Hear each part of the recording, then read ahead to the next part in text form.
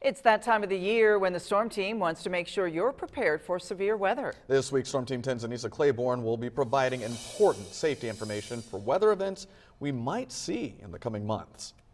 This week is Severe Weather Preparedness Week for Illinois. Indiana's Preparedness Week begins on the 14th.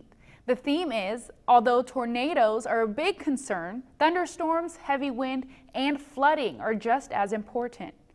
With heavy rainfall predicted in the coming months, today we will focus on flooding. In 2015, 14 people died attempting to drive across flooded roads. That was the highest number of flood fatalities in a year for Illinois. Flooding commonly comes from creeks, rivers, and flash flooding in roads and waterways. The most dangerous type of flooding is a flash flood, or when water rises quickly. When flooding occurs, many think their car can make it through.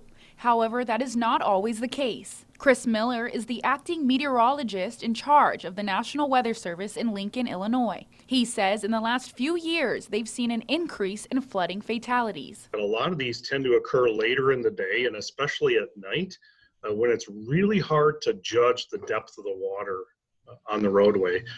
So the best advice, we've said this for many years, turn around, don't drown.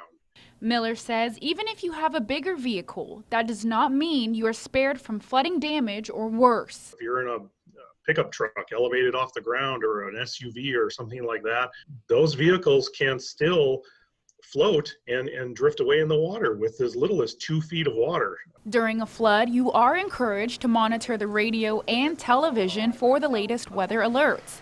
If your area is experiencing flooding and local officials tell you to evacuate, you should move quickly to avoid facing deep water. Miller says to avoid creeks or streams and go to areas with higher elevation. For ways to protect your home belongings in the event of a flooding evacuation, visit our website at WTHI-TV.com. Tomorrow, I'll discuss what you need to know to prepare for severe thunderstorms. Back to you.